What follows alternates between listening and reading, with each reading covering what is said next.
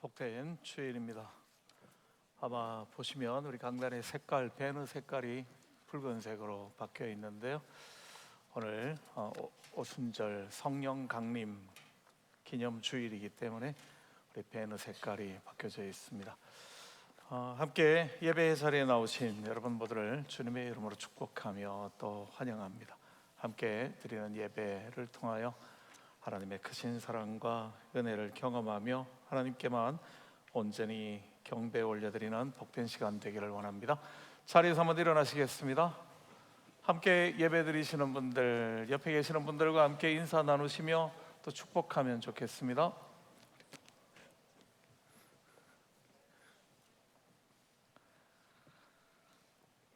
우리 함께 하나님 앞에 예배 드립니다.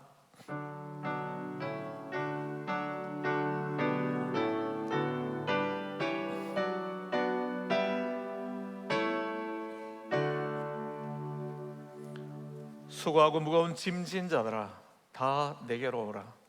내가 너희를 쉬게 하리라. 세상 가운데 지치고 힘든 우리들을 불러주시며 주님의 날개 그늘 아래 쉬게 하시며 새 힘과 새 능력으로 우리를 회복시키셔서 하나님의 영광을 위하여 수고하며 일할 수 있는 복된 은혜의 자리에 세워주심을 인하여 감사드립니다. 오늘도 아름다운 예배의 자리에 함께 모였습니다. 나의 왕, 나의 하나님이심을 고백드리며 우리의 걸음들 한 걸음 앞서 걸어가시며 우리에게 필요한 모든 것들을 공급하여 주시는 선한 목자이심을 찬양드리며 오늘도 예배의 자리에 섭니다. 우리의 마음을 다하며 뜻을 다하며 정성을 다하여 우리의 손 높이 들며 우리의 목소리로 주님을 찬양드릴 때에 이 예배 시간에 함께 하셔서 주님은 영광 받아 주시옵소서. 예배하는 모든 성도들 가운데 한량없는 주님의 은혜로 충만하게 채워주심을 원합니다. 모두 주님의 사랑 가운데 거하게 하시며 세상에 알지도 못하고 줄 수도 없는 주님 주시는 기쁨으로 충만케 하여 주시옵소서. 청년 찬양팀의 찬양 가운데 함께 하시며 온 성도들이 함께 드리는 찬양 가운데 주님만 영광 받아 주시옵소서. 감사드리며 예수님 이름으로 기도드립니다. 아멘. 찬양팀 인도로 함께 하나님 앞에 영광의 찬양 올려드리도록 하겠습니다. 혹 몸이 불편하신 분들 또 우리 어르신들 자리에 앉으셔서 찬양 함께 드리시면 좋겠습니다.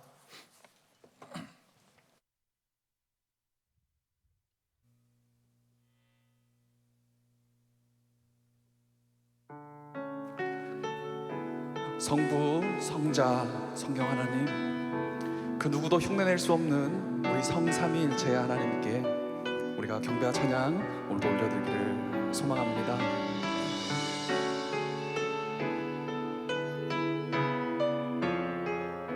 찬양으로 우리 함께 고백하겠습니다.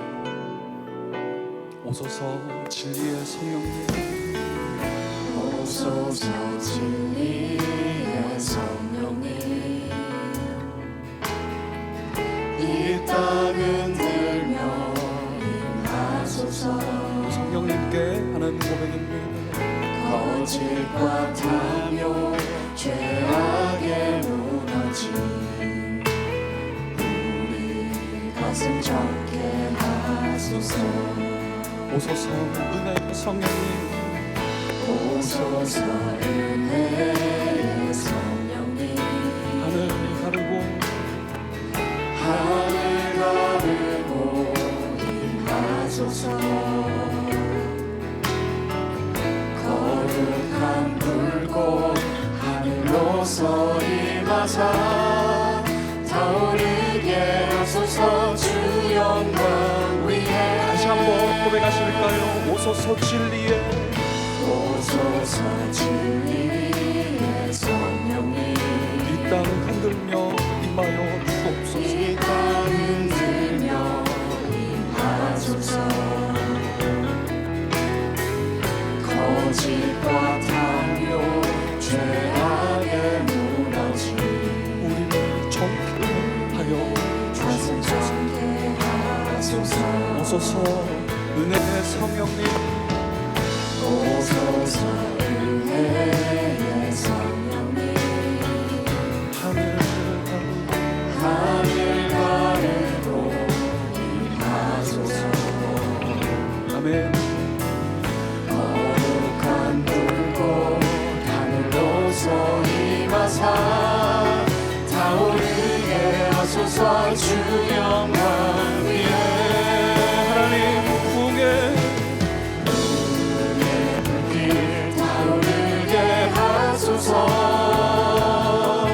진리의 말씀 이 땅 새롭게 하소서 은혜의 강물 흐르게 하소서 성령의 바람 이 땅 가득 불어와 이옷 입은 주의 순결한 백성 주의 영광 위에 이제 일어나 열방을 치유하며 행진하는 영광의 그날을 우리 다시 한번 고백하실까요? 부흥의 하나님 불길을 타오르게 하소서 진리의 말씀 이 땅 새롭게 하소서 은혜의 강물 흐르게 하소서 성령의 바람 이 땅 가득 불어와 이곳 입은 주의 순결한 백성 주의 영광 위에 이제 일어나 열방을 치유하며 행진하는 영광의 그날을 주소서 힘입은 주님의 순결한 이곳 입은 주의 순결한 백성 주의 영광 위에 이제 일어나 열방을 치유하며 행진하는 영광의 그날을 주소서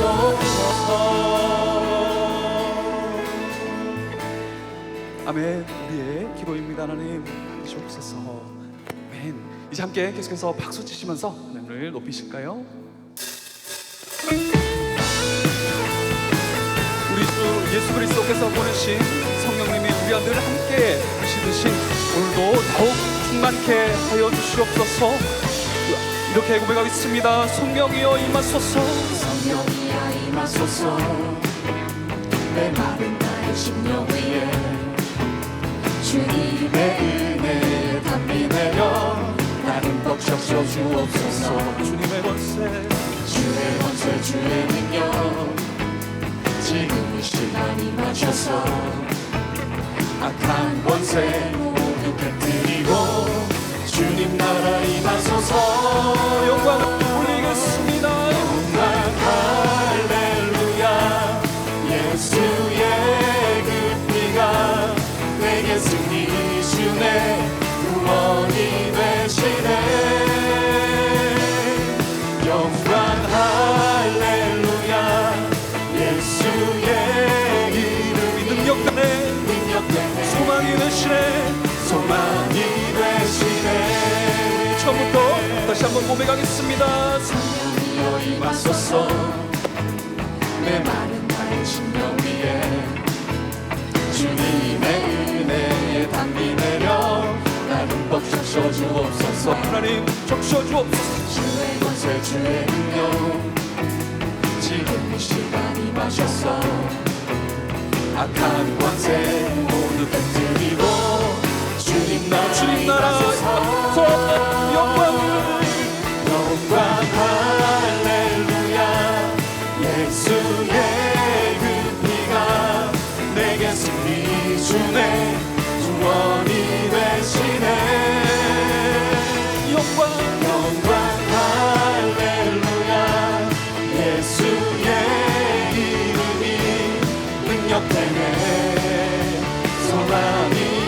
목소리로만 한번 고백하겠습니다. 영광을 영광 할렐루야 예수의 그 피가 내게 승리 주네 구원이 되시네 하나님 영광을 받으시옵소서. 영광 할렐루야 예수의 이름이 능력되네 소망이 되시네 영광 할렐루야 예수의 그 피가 내게 승리 주네 구원이 되시네 영광 할렐루야 예수의 이름이 능력되네 소망이 되시네. 되시네 나는 안에 내가 살아가는 이유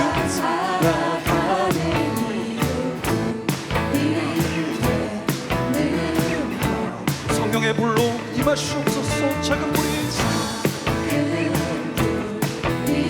세상 모두 태우듯이 나를 쓰소서 하나님 불을 내려주소서 내게 성령의 불을 죽어진 영혼 살릴 수 있도록 나를 태워주소서 제단 위에 나를 드리 열방의 불로 세우소서 그래서 2절로 고백하겠습니다. 신을 벗고 기도 불을 주소서.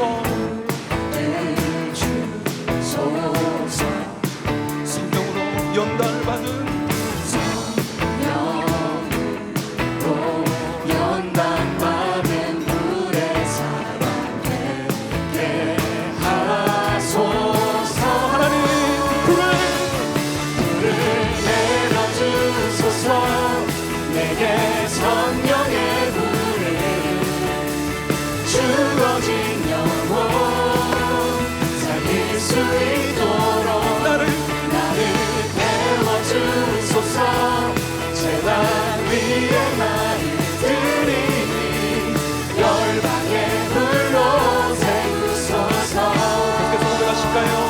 태우소서.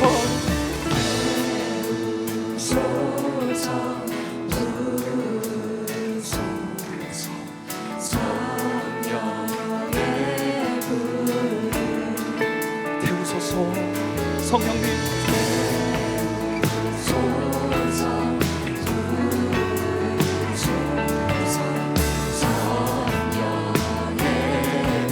우리 목소리 높여서 태우소서. 하나님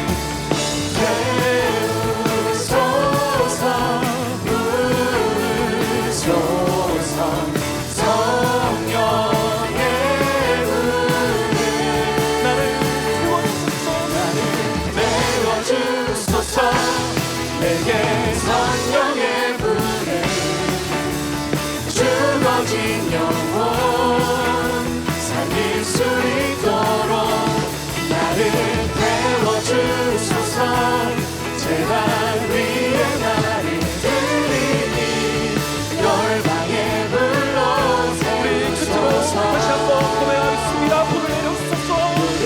내려주소서 내게 성령의 불을 죽어진 영혼 살릴 수 있도록 나를 태워주소서 제단 위에 나를 드리니 열방의 불로 세우소서 우리를 태우신 하나님께 영광의 박수, 감사의 박수 올려 드리겠습니다. 할렐루야. 아멘.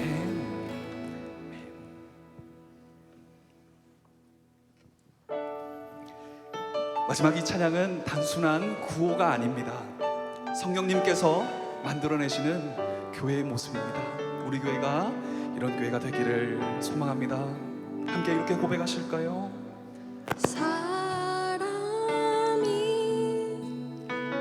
만지기보다 사랑이 넘치는 교회 섬김을 원하기보다 섬김의 기쁨 알아가는 교회 세상이 주목하기보다 주님이 주목하는 교회 화려한 겉모습보다 중심이 주를 향한 교회 네, 우리 함께 계속해서 고백하실까요? 주님이 피로 사신 아름다운 교회 서로를 사랑함으로 하나 되는 교회 주님이 머리 되신 거룩한 교회 우리 함께 만들어 가요. 할렐루야. 내 작은 내 작은 생각보다도 하나 되는 소중함 많은 교회 세상에 알려지기보다 서로가 서로를 깊이 아는 교회 주님이 피로 사신 주님이 피로 사신 아름다운 교회 서로를 사랑함으로 하나 되는 교회 주님이 머리 되신 거룩한 교회 우리 함께 만들어 가요. 할렐루야.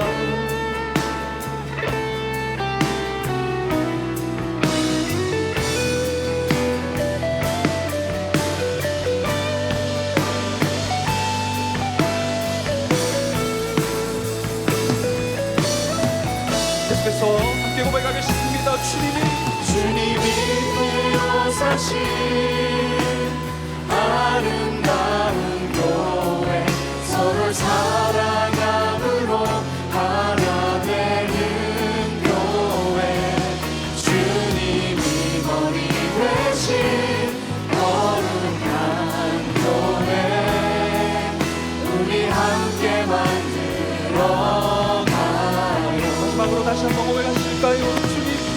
주님이 피로 사신 아름다운 교회 서로를 사랑함으로 하나 되는 교회 주님이 머리 되신 거룩한 교회 우리 함께 만들어 가요. 우리 함께 만들어 가요. 네, 이제 자리에 앉으셔서 계속해서 기도하심으로 하나님께 나가시도록 하겠습니다.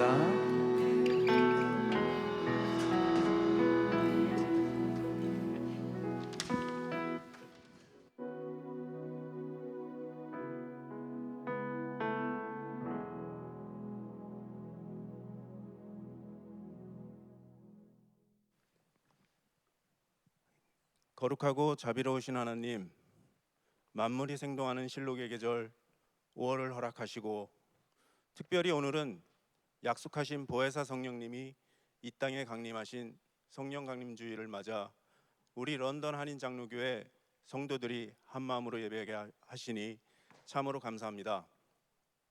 지난 한 달간 어린이 주일과 어버이 주일 그리고 스승의 주일을 지나며 우리 가정과 교회 공동체 안에 사랑과 감사의 고백이 끊이지 않게 하시니 그 은혜에 깊은 감사를 드립니다. 성령의 시대를 살아가면서도 여전히 우리 안에는 내 고집과 옛자의 모습이 남아 있음을 고백합니다. 주님이 세밀한 음성보다는 세상이 화려한 소리에 귀를 기울였고, 성령의 열매를 맺기보다 나의 유익과 안일함을 먼저 구했던 연약한 저희를 긍휼히 여겨 주시옵소서. 이 시간 회개하며 엎드리는 우리 심령 위에 성령의 뜨거운 물을 내려 주시옵소서. 마른 뼈와 같던 우리 영혼이 성령의 기운으로 다시 살아나게 하시고, 세상이 줄 수 없는 하늘의 평안과 담대함으로 가득 채워져 세상 속에서 그리스도인의 향기를 온전히 바라는 결단의 시간이 되게 하여 주시옵소서. 우리 런던 한인 장로교회가 건강한 교회, 성숙한 그리스도인이라는 부르심 앞에 든든히 서가게 하시니 감사합니다. 특별히 지난 수개월 동안 하나님의 말씀을 붙들고 기도로 훈련받아온 제자반 19기와 사역반 12기 훈련생들을 위해 간절히 기도합니다. 이제 다음 주 수료식을 앞둔 이들이 마지막까지 온전히 훈련을 마치게 하시고 삶의 현장에서 예수의 참된 제자로 살아가는 새로운 출발점이 되게 하옵소서. 또한 지금 이 시간 복음이 빚진 자 된 심정으로 볼리비아에서 단기 선교 사역을 감당하고 있는 우리 교우 형제를 기억하시어 영육의 강건함을 지켜주시옵소서. 아울러 다가올 여름 캐틀 포인트와 사과목 단기 선교를 준비하는 모든 선교 팀원에게도 동일한 성령의 능력을 더하여 주시옵소서. 학기 마무리를 앞두고 분주한 우리 자녀들을 위해 기도합니다. 지혜와 명철을 더하셔서 유종의 미를 거두게 하시고 세상의 가치관이 아닌 하나님의 비전을 품고 꿈꾸는 요셉과 같은 자녀들이 되게 하옵소서. 또한 다가올 여름 VBS를 준비하는 손길들을 기억하사 다음 세대를 세우는 은혜의 통로가 되게 하옵소서. 이민 생활의 외로움과 육신의 질병으로 고통받는 환우들, 그리고 경제적 어려움 속에 있는 성도들을 위로하여 주시고 우리 교회가 서로의 아픔을 보듬는 따뜻한 영적 가족 공동체가 되게 하옵소서. 이 시간 생명의 말씀을 선포하시는 장성환 담임 목사님께 성령의 권능을 더하여 주시옵소서. 선포되는 말씀이 우리 영혼의 양식이 되게 하시고 삶의 무게에 지친 성도들에게 새 힘을 얻는 회복의 메시지가 되게 하옵소서. 입술을 열어 찬양하며 고백하는 모든 성도들을 참된 예배자로 기쁘게 받아주시옵고 보이지 않는 곳에서 예배를 돕는 모든 봉사자의 손길 위에 하늘의 복을 내려주시옵소서. 예배의 시작과 끝을 주님께 온전히 맡겨드리오며 우리를 사랑하시는 예수 그리스도의 이름으로 간절히 기도드립니다. 아멘.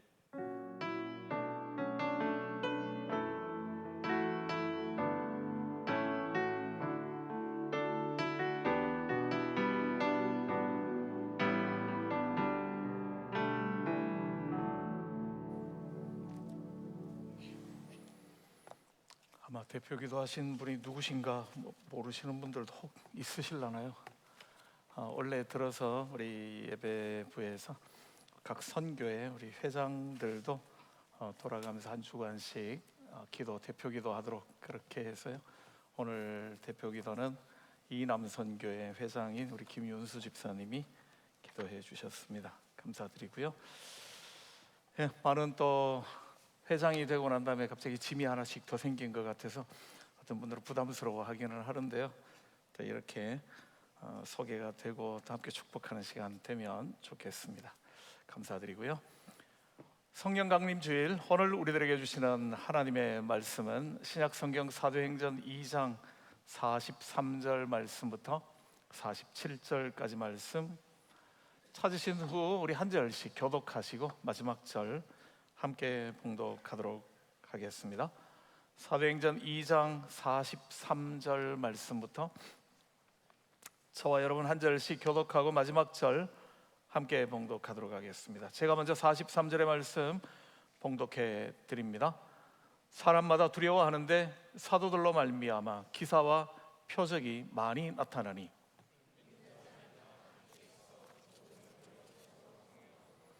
또 재산과 소유를 팔아 각 사람의 필요를 따라 나누어 주며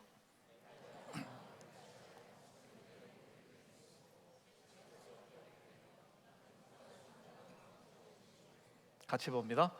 하나님을 찬미하며 또 온 백성에게 칭송을 받으니 주께서 구원받는 사람을 날마다 더하게 하시니라. 아멘. 혹 여러분들이 한참 된 이야기이기는 한데요, 피라미드의 완두콩이라는 이야기 들어보신 적이 있으시려나요? 때로는 투탕카멘의 완두콩 이야기, 그렇게 알려져 있는 이야기이기도 합니다.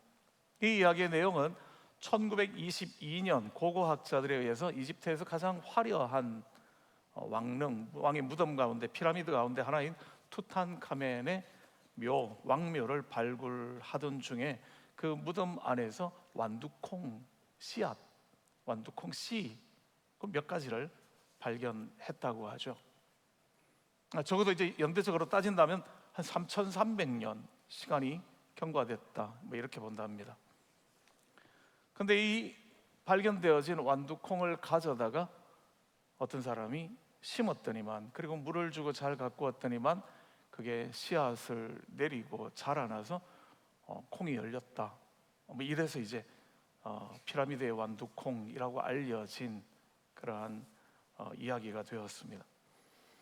한국에서도 2007년도에 이 국립수목원에서 이 고대 완두콩의 후손 종자를 가져다가 싹을 틔우고 증식하는 데 성공했다. 지금 이제 보이는 사진의 자료가 그 자료이죠. 한국에 이렇게 증식 성공했습니다, 뭐 그런 겁니다. 물론 식물학자들이나 고고학자들 가운데서는 믿을 수 없다, 저거는 가짜다, 뭐 이렇게 이야기하는 분들도 물론 많다고 합니다. 왜냐하면 아무리 잘 보관했다 할지라도 3,300년을 견딜 수는 없다. 이게 이제 일반적인 이야기들이기 때문에 못 믿겠다. 못 믿는 게 정설로 되어져 있는 아마 그런 이야기인 것 같기는 합니다. 그렇지만 이 완두콩의 내용 모양이 좀 틀린다라는 거죠. 보통 완두콩은 초록 색깔인데 이 완두콩은 짙은 보라 색깔, 검정빛이 도는 보라 색깔, 그런 색깔을 가지고 있는 완두콩이다, 그럽니다. 그래서 아마 뭐 수천 년은 아니라 할지라도 꽤 오래되어진, 그래서 유전자가 개량되지 않은 아마 고대의 씨앗 아니겠는가, 뭐 그렇게까지는 이야기를 하는 것 같습니다. 어쨌든 이 이야기를 소개해드리고자 하는 것은, 소개하는 이유는 그렇습니다.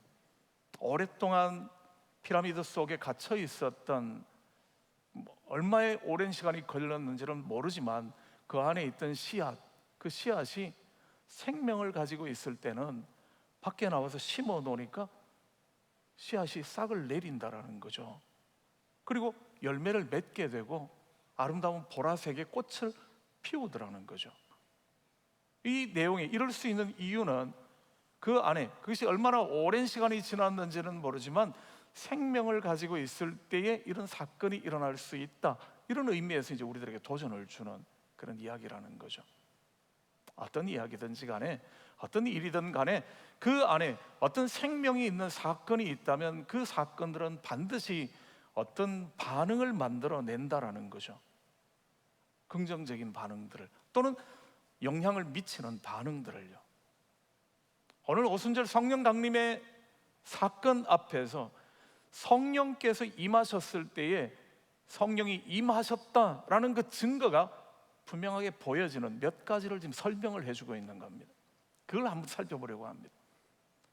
성령께서 공동체 속에 무리 가운데 임하셨다, 내려오셨다, 충만케 하셨다라고 이야기를 할 때 그곳에서 나타났던 첫 번째 증거를 성경은 이렇게 이야기를 하죠. 그곳에서 하나됨의 사건이 일어났다고요. 이 하나됨의 사건, 먼저는 언어가 하나 되어지는 사건, 언어가 서로 통하게 되어지는 사건이 일어났다라고 이야기를 합니다. 성령의 충만함을 받았을 때 성경은 사도행전 2장에서 이렇게 말씀해 주죠. 성령의 말하게 하심을 따라 다른 언어들로 말하기를 시작하니라. 성령이 충만해졌을 때에 성령의 은혜를 받은 사람들이 다른 말을 하기 시작했다라는 거죠. 한 번도 해본 적이 없는 나라의 말을 하게 되었다라는 겁니다. 그렇게 하게 된 이유는 오순절을 맞아서 세계 각지에서 이 예루살렘을 순례해 온 사람들, 순례자들이 있었다라는 거죠. 그들이 문화도 틀리고 또 언어도 틀린 그러한 곳에서 왔던 사람들이었는데요, 그들에게 이 성령의 충만함을 받은 사람들이 나아가서 그들 나라의 언어들로 말을 하게 되었다라는 겁니다. 한 번도 알지 못하던 언어들이 입에서 터져 나오게 되었다라는 거죠. 그들이 말했던 내용들은 다른 내용이 아닙니다.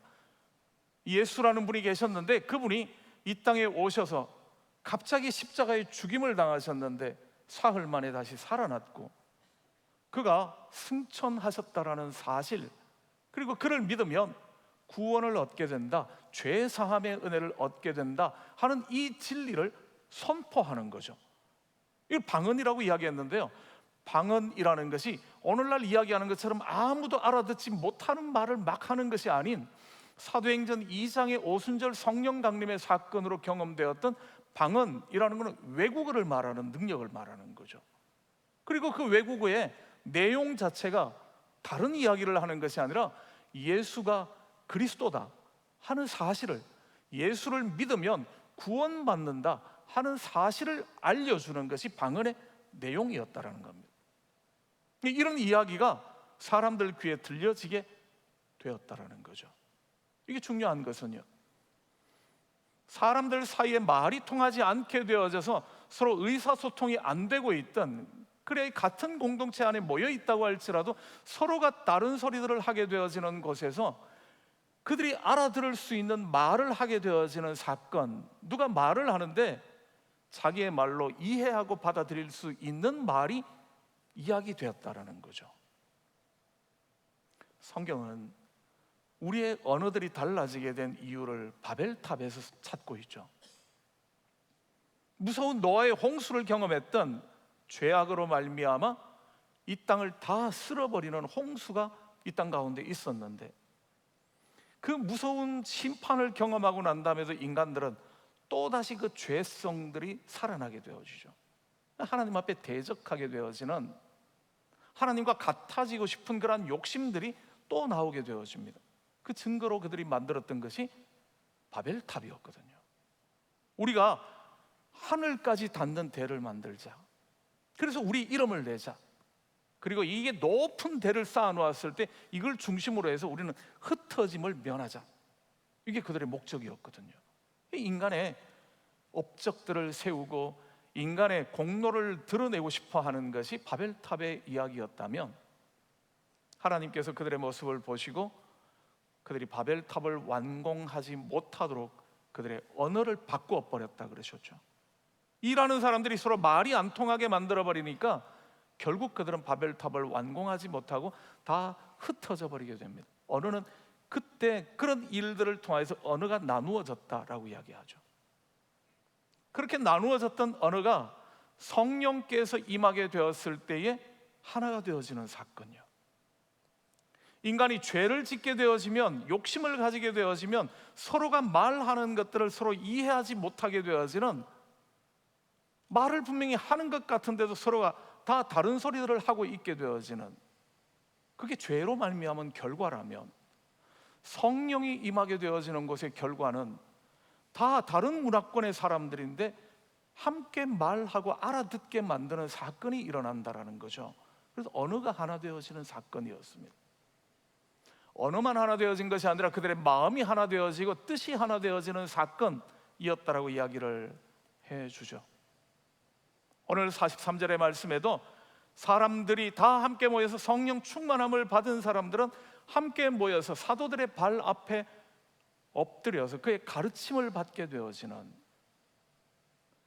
한 사람에게 한 사도를 통하여 같은 복음을 받게 되었을 때에 그들은 같은 마음이 되어지고 같은 뜻이 되어졌다라는 거죠. 나누임이 아닌 하나됨의 사건입니다. 그래서 그들은 다른 사람과 성도의 교제를 나누는 데 있어서도, 떡을 떼는 문제에 있어서도, 하나님을 예배하며 하나님께 기도하는 많은 문제에 대해서 그들은 같은 마음이 되었다라는 거죠. 같은 자리에서 같은 방식으로 함께 하나님만을 향하게 되어지는, 하나 되어지는 은혜를 경험하게 되어집니다. 이런 어떤 형식적인 부분만이 아니라 복음이 전해지고 성령께서 역사하기 시작했을 때에 나타났던 현상들은요, 복음이 들어가고 성령이 역사하는 자리에서는 이방인과 유대인들의 담장이 무너지게 되어지고 하나가 되어지는 사건이 일어나죠. 남자와 여자 사이에 있었던 벽들이 허물어져서 서로가 존중하게 되어지고 귀히 여기는 사건이 일어나게 되더라는 거죠. 주인과 종이 서로가 함께 한 자리에 앉지도 못하는 그런 시대에서 성령이 들어가게 되어지면 주인과 종이 함께 앉아서 하나님을 예배하게 되어지는, 서로가 형제됨을 고백하게 되어지는 사건이 성령이 함께 할 때 일어나더라는 거죠. 죄가 가득한 곳에서는 분명히 비슷한 사람이고 같은 사람인데도 자꾸 편을 나누려고 하는 거죠. 차별을 하려고 합니다. 그렇지만 성령께서 역사하시는 자리에서는 분명히 다른 사람들 같은데 선이 있어서 넘지 못할 것 같은 사람들끼리도 다 하나가 되어지는, 한 마음 되어지는 사건이 일어나더라는 거죠. 이게 성령께서 임하셨을 때에 공동체 안에 일어나게 되었던 놀라운 사건, 그렇습니다. 그럼 우리는 어떤 모임들이, 마음들이 나누어지게 되어지면 성령이 함께 하시지 않구나, 아니면 성령의 인도하심 가운데 있지 않구나, 그렇게 말할 수 있고요. 분명히 다른 사람들인데, 화해되기 쉽지 않은 사람들인데 그들이 하나가 되어지는 사건들을 보게 되어지면, 아, 성령께서 이 자리에 역사하고 계시는구나, 함께 하시는구나, 이렇게 말할 수 있다라는 거죠. 하나 되어지는 것이 첫 번째 성령이 임하셨을 때 일어났던 사건, 경험했던 이야기라면, 두 번째는 평강이라는 겁니다.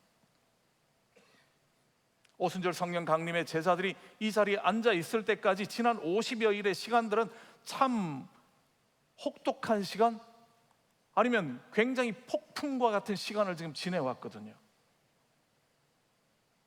50일 전쯤에 그들이 그렇게 믿고 따르던 예수님, 이스라엘 사람들이 그렇게 사랑하고 존경하던 예수님이 갑자기 팔리게 되어지고, 갑자기 재판 자리에 서게 되어지더니, 갑자기 사형 판결을 받게 되어지고 죽임당하는 데까지 불과 몇 시간 걸리지 않는 사이에 예수님이 갑자기 죽임당하는 거죠. 무슨 일이 일어났는가? 제대로 헤아릴 이 경황도 없이 사건이 일어난 겁니다. 어떻게 해야 되지? 어떤 생각을 해볼 틈도 없이 그들의 예수님께서 무력하게 죽임을 당하시는 것을 그들은 봐야 했다라는 거죠. 얼마나 황당스러운 이야기겠습니까? 그런데 그렇게 죽으셨던 예수님이 사흘째 되던 날에 살아났다라는 이야기를 또 듣게 되는 거죠. 살아났다라는 소식만 들은 것이 아니라 그분이 살아나셔서 제자들을 만나 주시는 것을 직접 그들이 경험하게 되어집니다. 함께 만나서 식사를 함께 나누게 되고 그 가르침을 받게 되어지는, 너무 놀라운 사건이죠. 죽을 때 우리가 아무것도 하지 못하고 두려워서 도망갔는데 갑자기 그분이 살아나셔서 우리 안에 다시 나타났다. 어떻게 죽은 사람이 다시 살아나지? 지금 생각할 틈도 없이 지금 그들은 살아난 예수님을 맞이하게 된 거죠. 얼마나 혼란스럽겠습니까? 있을 수 없는 이야기야. 그런다고 이야기하고 싶지만 정말 살아나신 그분이 눈앞에 계시니까 혼란스럽죠. 그런데 그렇게 살아나신 예수님께서 한 40일 남짓 그들과 함께 계시다가 갑자기 또 감람산에서 승천해 버리시는 거죠. 이제 다시 살아나셨으면 이분과 함께 예루살렘을 점령하게 되어지고 새로운 나라를 열 거라고 생각했는데요. 그래서 잔뜩 기대했죠. 감람산에서 그들이 했던 말은, 주님, 하나님의 나라를 회복할 때가 이때입니까? 지금 우리가 쳐내려 갈까요? 뭐 이런 식의 이야기들을 하고 있는데 주님께서는 그들을 남겨놓으시고 승천해 버리시는 거죠. 구름 속으로 올려가시는 주님을 보면서 얼마나 당황스러웠겠습니까? 갑자기 죽임당하는 것도 그렇고 살아났다라는 것도 그렇고 얼떨떨한 사이에 또 승천해 버리시고, 그 승천하시는 주님께서 한마디 말씀 남기시죠. 뭐라고요? 아버지께서 약속하신 그것이 올 때까지 예루살렘 성을 떠나지 마라. 이게 지금 무슨 소리인지도 지금 모르겠는 거죠. 함께 하시면 좋을 텐데요. 아직 우리는 성숙한 사람들이 아닌데요. 근데 우리만 남겨놓고 아버지가 약속한 그것이 올 때까지 이 성을 떠나지 마라, 그렇게 이야기하시고 승천해 버리셨을 때에 그들은 얼마나 답답할 수 있는, 뭘 해야 할지 혼란스러울 수 있는 그런 상황이 되어진 거죠. 두려웠습니다. 앞으로 무슨 일이 일어나게 되어질는지 알 수가 없으니까요. 그랬던 그들이 그들 가운데 찾아오신 성령으로 인하여서 그들은 완전히 다른 사람이 되어지죠. 두려움과 염려로 방문을 다 닫아 걸고 그 안에서 어쩔 수 없이 할 수 있는 거라고는 기도밖에 할 것이 없었던 그들에게 성령께서 찾아와 주셨을 때에 그들은 방문을 열어 젖히기 시작합니다. 두려워서 닫았던 그 문을 열어 젖히게 되어지죠. 그들도 확신하지 못했던 이야기들, 죽었던 분이 살아났다고? 근데 그분이 승천해 버리셨다고? 이 종잡을 수 없는 이야기가 이제 믿어지게 된 거죠. 그리고는 그들은 나가서 주저하지 않고 외치게 되어집니다.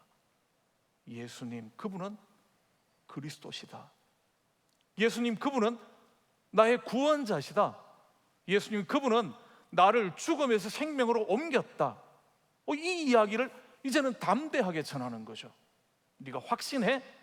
그렇죠, 확신한다고 이야기합니다. 우리는 이 일의 증인이다. 그들은 그렇게 이야기를 합니다. 사내들인 공의회가 그들을 붙잡아 놓고 이런 말도 안 되는 이야기를 하지 마라. 어떻게 죽은 사람이 살아나냐? 그럼 살아난 사람은 어디 있느냐? 그렇게 이야기를 해도 아니, 우리는 다 봤어. 우리는 믿어. 그들이 하는 말들은 어떤 말들입니까? 우리는 보고 들은 것을 말하지 않을 수가 없다. 너희가 아무리 핍박하고 아무리 힘들게 하고 고난을 우리에게 가한다 할지라도 우리는 보고 들었다. 그걸 말하지 않을 수가 없다. 그들은 담대하게 이렇게 외치는 거죠. 그들은 그들이 보았던 것, 그들이 들었던 것들 때문에 생명까지 걸게 되어집니다. 바울은 로마서 8장에서 그렇게 이야기를 하죠. 누가 우리를 그리스도의 사랑에서 끊어놓겠느냐? 환난이나 곤고나 박해나 기근이나 적신이나 위험이나 칼이랴. 심지어 칼을 갖다 댄다 할지라도 우리는 그리스도의 사랑에서 우리를 끊어놓을 자가 없음을 알기 때문에 기꺼이 죽어가겠다라고 결정을 하는 거죠. 진짜 제자들은 모두가 다 순교의 자리에 이르러 갔던 거죠. 죽음 앞에 두렵지 않은 사람이 있겠습니까? 근데 무엇이 그들로 하여금 죽음도 두렵지 않게 만들었을까요? 이건 성령께서 그들 가운데 찾아오셔서 주셨던 평강 때문인 거죠. 주님께서 평강을 그들에게 허락해 주셨을 때에 부활하신 주님께서 너희에게 평강이 있을지어다, 이제 주님을 믿는 믿음 안에서 모든 두려움과 염려와 걱정들을 다 내려놓아라. 이제는 내가 그리스도니까, 내가 구원자이니까 내가 너희에게 평강을 준다. 그가 주시는 평강을 받았을 때 그들은 모든 두려움으로부터 자유함을 얻게 된 거죠. 방문을 닫아 걸던 사람들이 이제는 방문을 열고 밖으로 나가게 되어집니다. 사람들이 자기를 알아보고 잡고 핍박할까와 두려워했던 사람들이 이제는 오히려 그들 앞에 담대하게 서는 거죠. 우리는 이 일의 증인입니다. 그들은 그렇게 이야기를 합니다. 그들이 마음 가운데 얻었던 평강, 죽음도 두려워하지 않을 수 있었던 모든 어려움과 문제들 앞에서도 그들에게 고난이 찾아오게 되고 핍박이 찾아올 겁니다.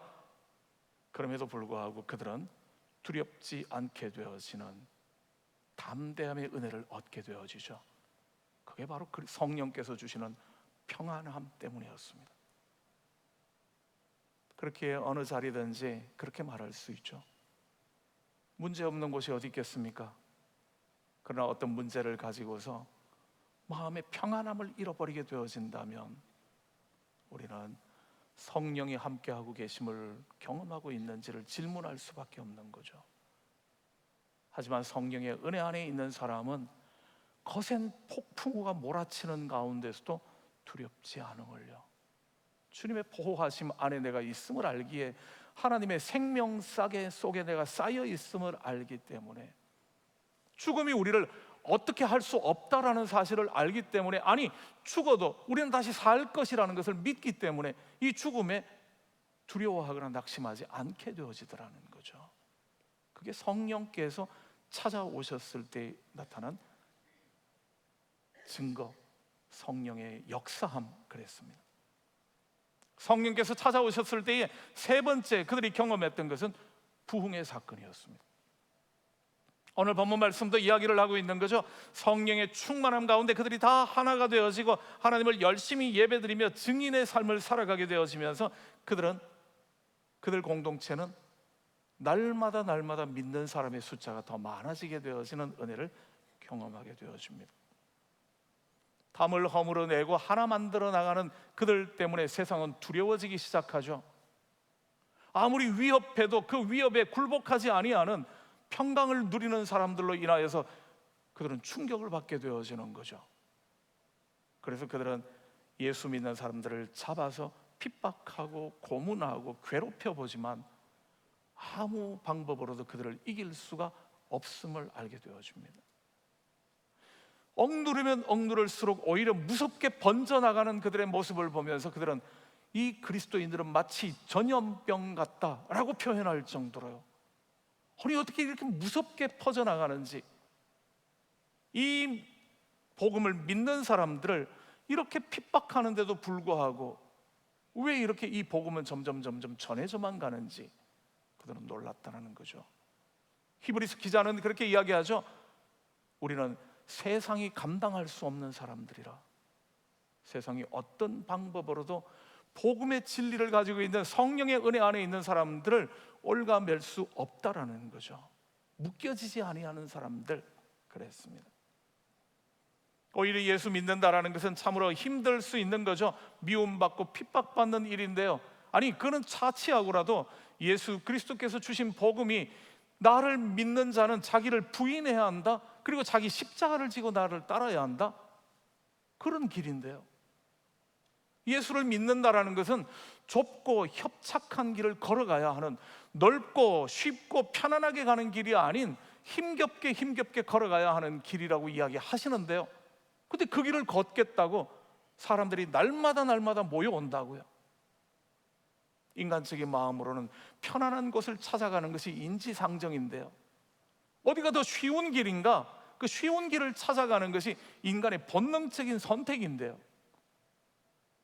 그런데 성령의 은혜 안에 있게 되어지니까, 그 역사가 일어나는 공동체를 경험하게 되어지니까 힘들고 어렵고 고통받는 자리이며 자기를 절제하며 낮추어야 하는 자리, 포기해야 하는 자리, 그런 자리임을 알면서도 여기에 사람들이 몰려들더라는 거죠.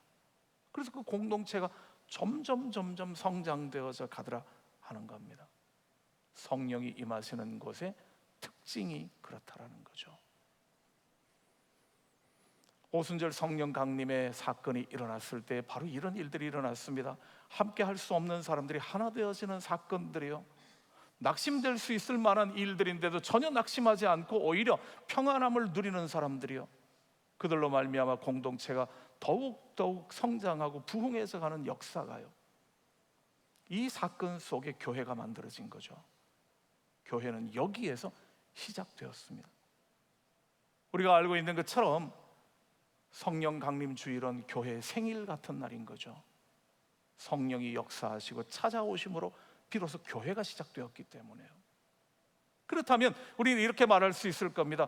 교회가 교회됨의 의미는 무엇인가? 라고 질문한다면, 그러면 성령께서 교회를 만드셨을 때의 모습이 바로 이러했으니까 교회가 지향해야 할, 교회가 본받아야 할, 교회가 그렇게 만들어가야 할 모습은 다른 모습이 아니라 이 모습이라는 거죠.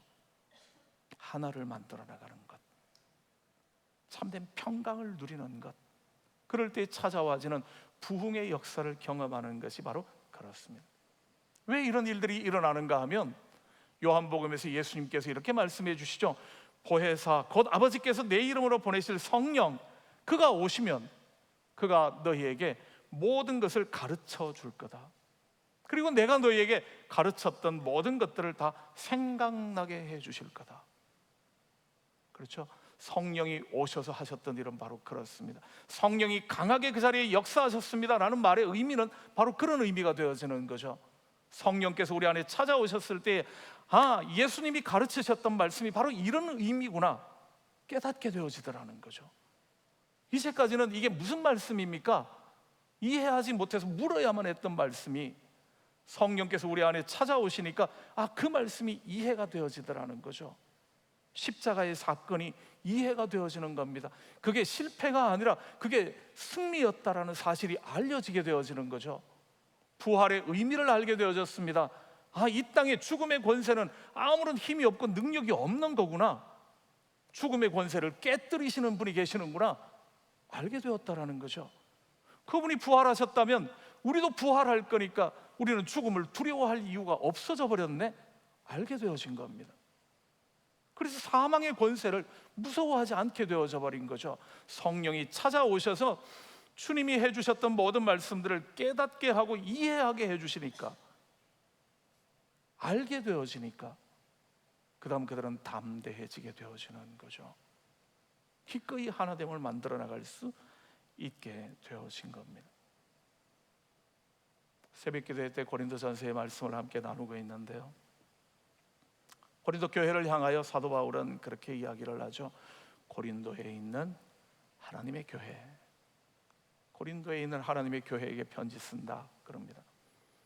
고린도에 있는 하나님의 교회 어떤 교회인가 하면 바울은 그리스도 예수 안에서 거룩하여지고 성도라 부르심을 받은 사람들이다 그렇게 이야기를 해주죠. 근데 우리는 알지 않습니까? 고린도 교회가 이 말 들을 만큼의 자격이 없는 교회라는 것을요. 고린도 교회는 얼마나 많은 문제들을 가지고 있었게요. 성도라는 사람들이 편이 나누어져서 서로가 네 개의 편이 나누어져서 서로 막 죽자고 싸우고 있는 곳이었거든요. 그런가 하면 교회 리더십 가운데서 성적 타락의 사건이 일어났거든요. 교회 성도들끼리 서로 싸우면서 세상 법정에 가서 고발하고 서로가 이기겠다고 지금 다투고 있는 상황이거든요. 뿐만이 아니라 교리적인 부분에 있어서도 제대로 이해하지 못하여서 하나님의 말씀의 뜻이 무엇인가가 혼란스러워하고 있는, 교리적으로 바르게 든든하게 서 있지 못한 그런 모습이었거든요. 그런 교회를 보면서 사도 바울은 이야기합니다. 무섭게 책망할 건데요, 그렇지만 아직까지 이런 많은 부족한 부분들이 있지만 그래도 거기는 하나님의 교회라고요, 거룩한 곳이라고요, 하나님의 성도들이라고요. 처음 시작할 때는 고린도 교회도 성령의 역사하심 가운데 시작된 교회였을 겁니다. 그렇게 아름다운 신앙 공동체로 세워졌겠죠. 근데 언제부터 이렇게 변질되었겠습니까? 언제부터 이렇게 다투게 되어지고, 언제부터 거룩함을 잃어버리게 되어지고, 언제부터 성도들끼리 서로 이렇게 세상 법정으로 끌고 가는 일들이 생겨났겠냐 하는 거죠. 아마 여러 가지 지리적인 이야기들도 해볼 수 있을는지 모릅니다. 그러나 가장 근본적인 문제라면요, 이렇게 말할 수 있겠죠. 어느 순간부터 그들이 성령의 인도하심에 귀 기울이지 않게 되어지는, 하나님의 지혜를 따르기보다 세상의 지혜에 집착하게 되어질 때에, 세상의 방식으로 교회를 운영하려고 하게 되어질 때에 세상의 성공을 꿈꾸게 되어지고 세상의 방식대로 무엇인가를 얻어내고자 하게 되어질 때, 그때부터 변질되어져 버린 거죠. 교회의 겉모습은 갖추었는지 모릅니다. 그렇지만 속은 달라져 버린 거죠. 바울은 포기하지는 못합니다. 그렇다 할지라도 그 교회를 하나님께서 치유하실 거라고요. 그러나 안타깝게 외치는 것이 지금 본질에서 벗어났다 하는 사실은 지적해주고 있는 거죠. 이 고린도 교회와 대척점에 있는, 비교해 볼 수 있는 참 좋은 교회 하나를 발견할 수 있죠. 그래서 수리아에 있는 안디옥 교회라는 교회입니다. 수리아에 있는 안디옥 교회는 이렇게 유명하게 되어진 교회입니다. 그 교회는 복음의 은혜를 경험하고 성령의 역사를 경험했던 사람들이 복음을 들고 나가서 복음 전하기 시작했는데요, 가는 곳마다 유대인에게만 복음을 전했다라는 거죠. 근데 일단의 사람들이 안디옥에 가서는 헬라인에게도 복음을 전하기 시작했습니다. 그래서 이 안디옥 교회는 유태인들만 모이는 교회가 아니라 헬라인들까지 함께 모이는, 유대인과 이방인들이 함께 한 교회의 멤버십을 형성하게 되어지는 교회가 되었다라는 거죠. 그 첫 번째 교회입니다. 성령의 인도하심 때문이죠. 성령께서 함께 하실 때 이방인과 유대인이 함께 한 공동체 안에서 서로 한 신앙을 공유하게 되어지는 그런 놀라운 역사를 만들어냈거든요. 유대인에게만 복음 전해야 돼, 그렇게 생각하는 사람들에게서 아니야, 복음은 모든 사람에게야. 그 성령의 음성에 귀 기울인 사람들을 통하여서 교회가 만들어진 거거든요.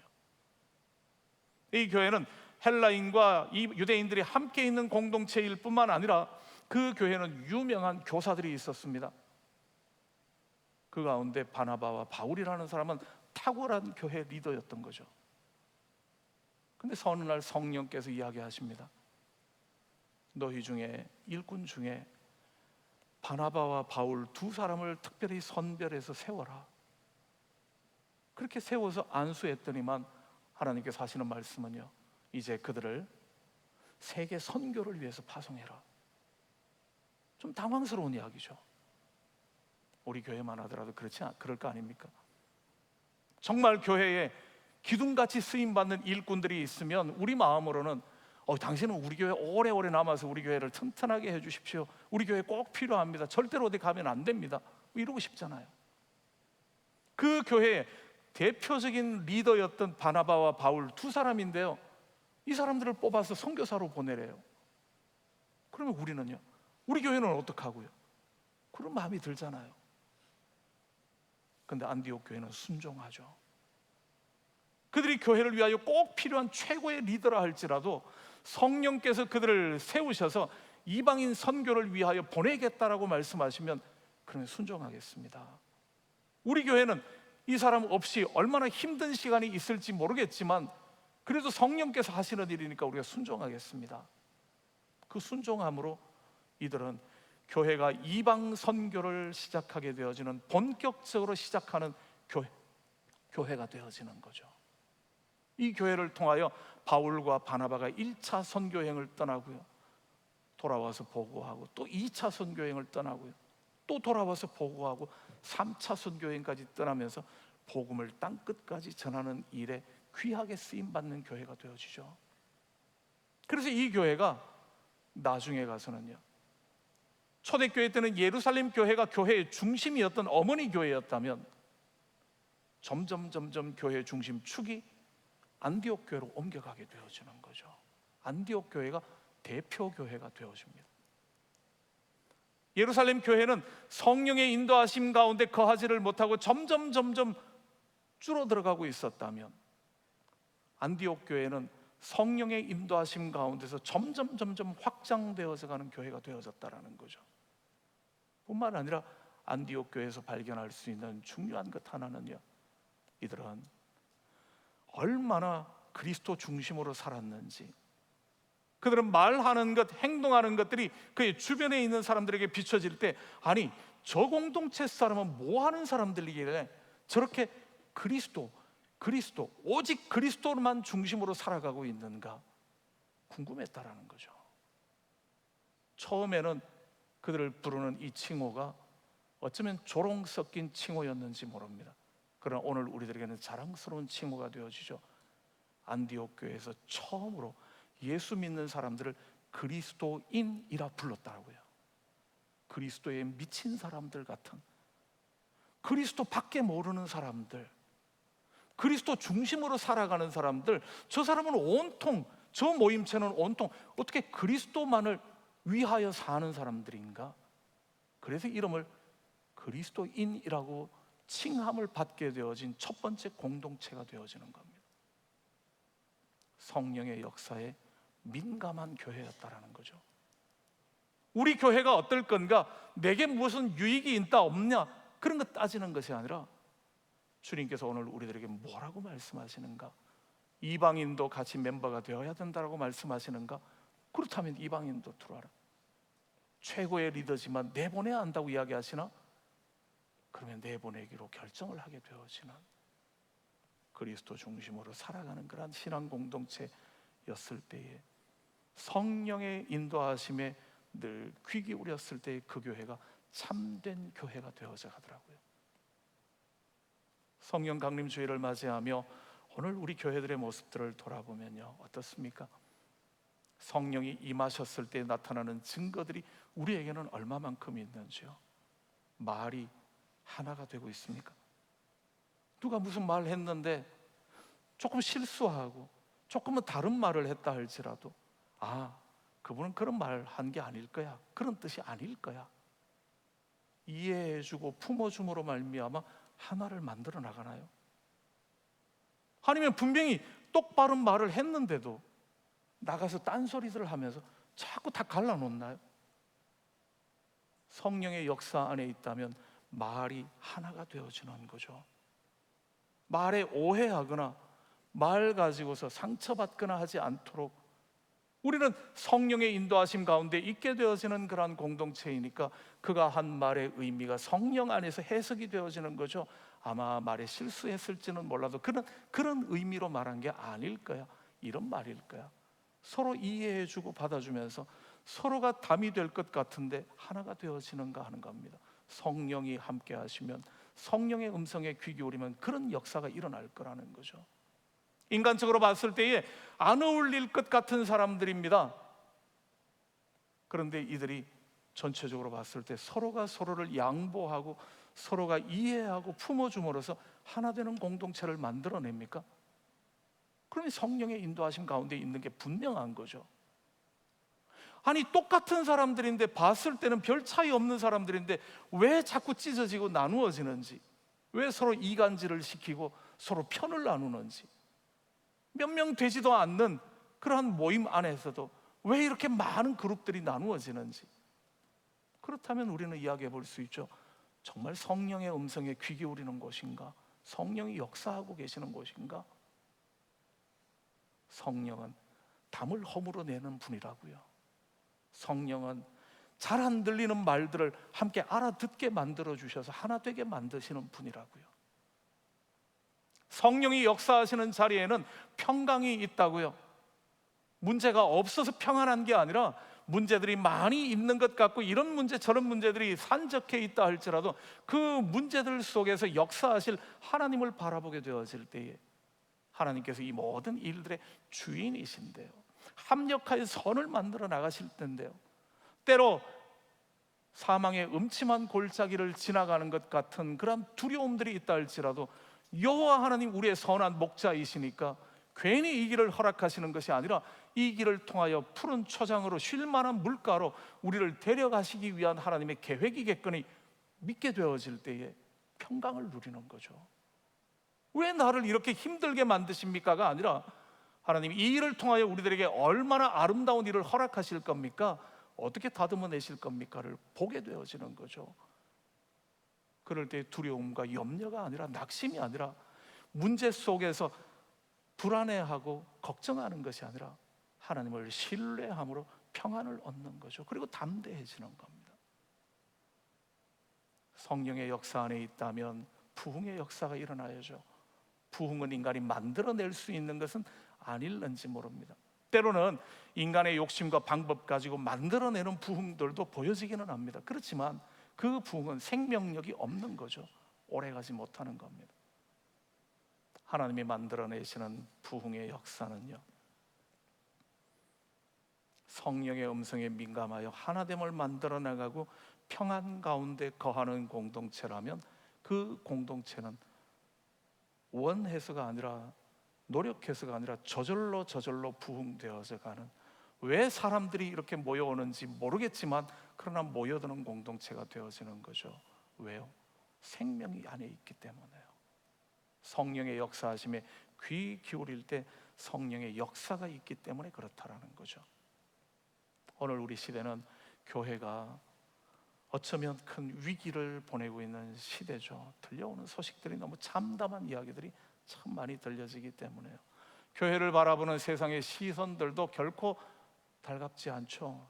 차가운 정도를 넘어서 이제는 무관심에 가까운, 교회 이야기는 듣고 싶어 하지도 않는, 미워할 때는 그래서 애정이라도 있는 거죠. 돌 던질 때는 소망이 있기 때문에 돌을 던지는 거죠. 근데 이제는 관심 없어. 혹시 그런 대상이 되어버리고 말지 않았나는 거죠. 억울한 부분도 있겠죠. 어떤 특정한 몇몇 사람들이 지금 물을 흐려서 그렇습니다. 우린 다는 그렇지 않습니다. 뭐 하고 싶은 말들은 너무 많을런지 모릅니다. 그렇지만 지금은 변명할 때가 아니고요, 지금은 우리가 돌팔매를 맞아야 할 때일 겁니다. 이제는 우리가 다시 씨 뿌리는, 다시 밭을 경작해야 하는 시기임에 분명하기 때문에요. 우리가 뿌려놓았던 것들의 오늘 결과를 거두는 것, 그것일 뿐이기 때문에 그렇습니다. 다시 애써서 수고하며 씨앗을 뿌리지 않는다면 우리는 소망 없는 곳이 될는지 모릅니다. 그렇지만 결코 포기할 수 없는 이유는 바울이 고린도 교회를 포기하지 못하듯이 성령께서 우리를 포기하지 않기 때문이죠. 때로 많은 문제를 가지고 있는 것처럼 보인다 할지라도 주님은 우리들에게 이렇게 말씀하시는 겁니다. 한국교회, 아니면 지금 시대의 교회, 참 답답하고 속상하기는 하지만 그래도 하나님의 교회라고요, 그래도 거룩한 성도들이라고요 이야기해 주시는 거죠. 말씀하시는 이유들은 그럴 겁니다. 우리가 다시 성령의 음성에 귀 기울이는 자리에 서기를 바라시는 거죠. 어떻게 해야 되겠습니까? 어떻게 하면 우리가 성령의 충만함의 은혜를 얻겠습니까? 제자들의 모습들을 기억하시죠. 주님 승천하시는 주님께서 그들에게 너희는 이 예루살렘을 떠나지 말고 성령이 너희 가운데 임하실 때까지 기다리라. 그들은 마가의 다락방에 모여서 전혀 기도하기에 힘썼더라 그러죠. 지난 10일 동안요, 성령이 임하실 때까지 그들은 하나님의 말씀 앞에, 하나님의 뜻 안에 다른 것 생각하지 아니하고 하나님의 은혜를 구하며 전혀 기도에 힘썼을 때에 그때 성령께서 그들 가운데 찾아와 주셨음을요, 그들을 변화시켜 주시고 아름다운 공동체를 시작해 주셨음을요, 성령 강림 주일을 맞으면서 기억하면 좋겠습니다. 우리가 지향해야 될, 우리가 꿈꿔야 할 교회의 모습은 하나됨을 이루어가는, 평강 가운데 거하는, 그래서 주님이 주시는 부흥의 역사, 인간이 만들어내는, 몸부림으로 만들어내는 부흥이 아닌 하나님이 허락하시는 자연스러운 부흥의 역사를 써나가야 하는 것이 교회라는 사실을요, 그 일을 함께 감당해 나갈 수 있는 하나님의 사람들, 전혀 기도하기를 힘쓰는 하나님의 일꾼들, 주의 귀한 용사들, 저와 여러분의 삶이 되시기를 간절히 주님의 이름으로 축복합니다. 기도드리겠습니다. 좋으신 아버지 하나님, 오늘도 주님의 말씀 앞에 우리가 함께 섭니다. 성령께서 세우신 교회, 성령의 인도하심 가운데 순종함으로 하나님의 아름다운 은혜의 역사를 써가는 귀한 믿음 공동체, 우리 런던 한인 장로교회가 되게 도와 주시옵소서. 하나됨을 지켜가며 평강 가운데 담대케 하여 주시기를 원하며, 오늘도 주님이 주시는 부흥의 역사를 우리의 시대 가운데 써나갈 수 있는 믿음 공동체, 우리 성도들의 무릎 꿇음으로 만들어 나가는 성령의 역사하심으로 세워가는 교회 되게 하여 주시옵소서. 감사드리며 예수님 이름으로 기도드립니다. 아멘. 예, 이 시간은 우리 돌봄부의 특별 찬양 읽겠습니다.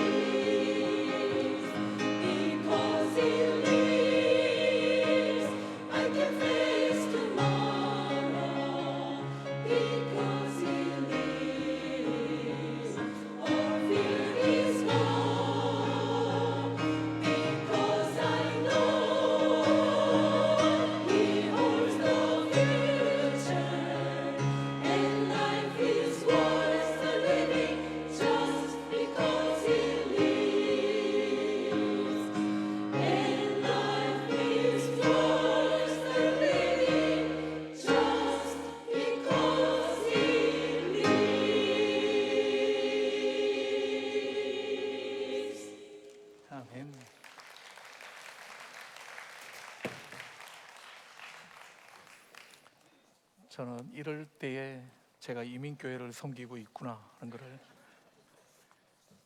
평상시는 한국교회인가 그렇게 생각하고 있다가 느끼게 됩니다. 고맙습니다. 귀한 찬양 감사드리고요. 우리 양로원에서도 열심히 또 찬양들도 해주시고 하시는데요. 많은 이들에게 주님의 복음을 전하는 귀한 발걸음들 되면 좋겠습니다. 오늘 예배 방문 오랜만에 우리 권사님 오셔서 방문 카드 올라왔는데요. 손수자 권사님 한번 일어나시면 우리가 환영하고 박수 한번 하도록 하겠습니다. 오랜만에 오셨습니다. 감사드리고요. 한분 등록하신 분 우리 홍석준 집사님 아내 우리 심정원 집사님 등록 카드 내셨는데 일어나면 환영하겠습니다. 예, 반갑습니다. 제일 뒤에 계십니다. 감사드리고요. 아기 예배 어디 있죠? 우리 아기 앞에 나오면요. 밖에 있으려나요?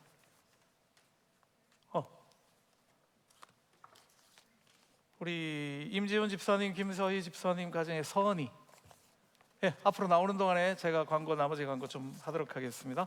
앞에 강단으로 올라와 주도록 해주시면요. 더드림 선교회가 오늘 하이시 친구들과 함께 고민 상담소를 연다고요. 그래서 우리 더드림은 1청 우리 친구들인데 1청년부 어디로 계단으로 올라와줘. 1청년부 우리 더드림 선교회가 하이시 친구들의 미래 진로 상담 또 일일 멘토가 되어주는 그런 일을 하겠답니다. 굉장히 고무적이고 좋은 이야기들인데요. 귀한 시간들 우리 되시면 좋겠습니다. 드디어 서은이가 왔군요. 뭐라고 말을 거는 건가요? 얼굴 보이시려나요? 카메라가 잡고 있으려나요? 놀라면 안 되는데 딸꾹질을 갑자기. 그래요. 귀한 가정에 또 우리 두 번째 둘째 딸 하나님이 선물로 주셨고요. 또 몸조리 잘 하고 오늘 예배에 나와서 너무 감사하고요. 다들 건강 괜찮죠? 건강하죠? 같이 기도 한번 드리도록 하겠습니다. 함께 기도드리십시다. 사랑의 아버지 하나님 고맙습니다. 우리 임지원 집사님, 김서희 집사님 귀한 가정에 주님께서 우리 둘째 딸 선이 선물로 허락하심을 인하여 감사드립니다. 아버지 하나님의 크신 사랑과 은혜 안에 귀한 가정에 선물로 귀한 딸을 주셨음을 인하여 감사드리며 이제 이 딸이 하나님의 은혜 안에 건강하게 잘 자라나게 하여 주시기를 원하며 키가 자라갈수록 지혜가 자라가게 하시며 하나님과 사람들 앞에 더욱더욱 사랑받는 귀한 딸 되게 하여 주시옵소서.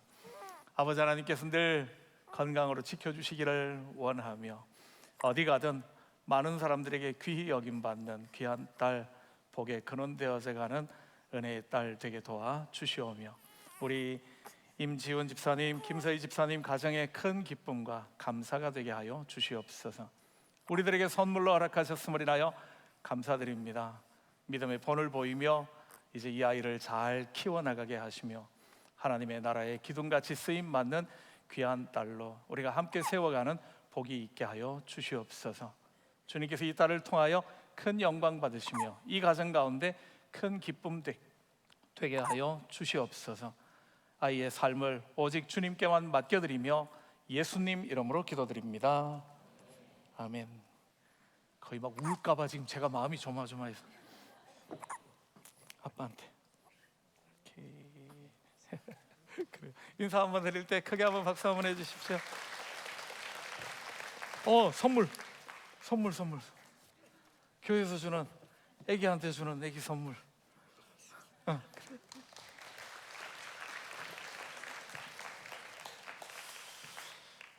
고맙습니다. 보면 늘 자주 드리는 이야기인데 우리 교회에서는 아마 제일 부흥하는 부서 가운데 하나가 영아부.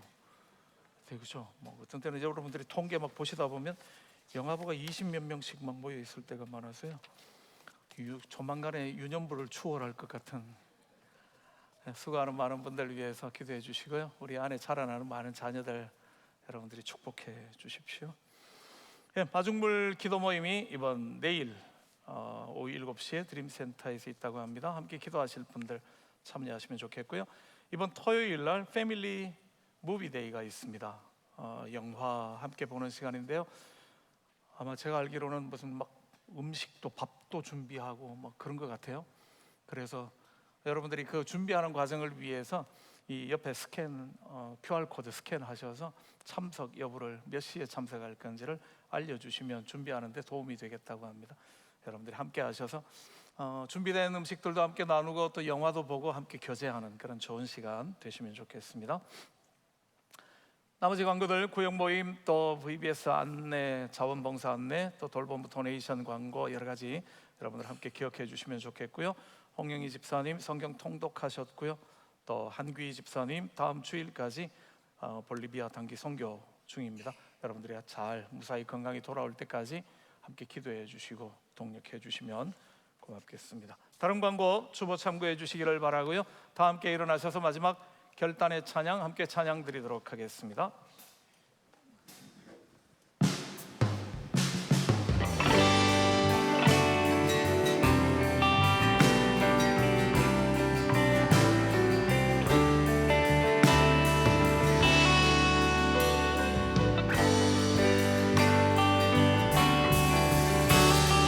우리는 주의 움직이는 교회, 이곳은 주님을 위한 자리.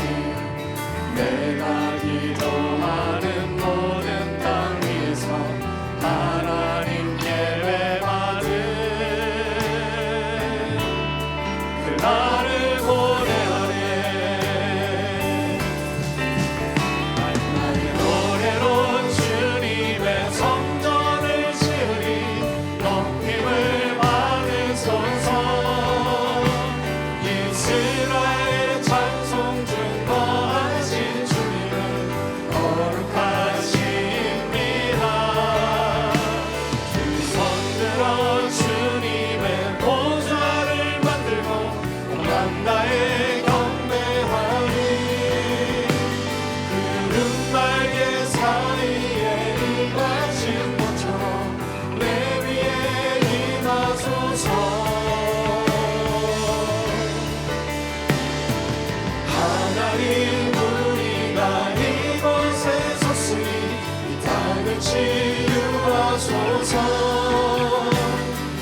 하나님 우리가 어디에 있든지 주를 높이리라. 하늘아 주님을 송축할지어다. 그 나라에 입맞추라. 영원한 통치자 주 예수 그리스도, 그는 위대하신 왕. 우리는 주의 움직이는 교회, 이곳은 주님을 위한 자리. 내가 기도하는 모든 땅 위에서 하나님 예배받은 그날을 고대하네.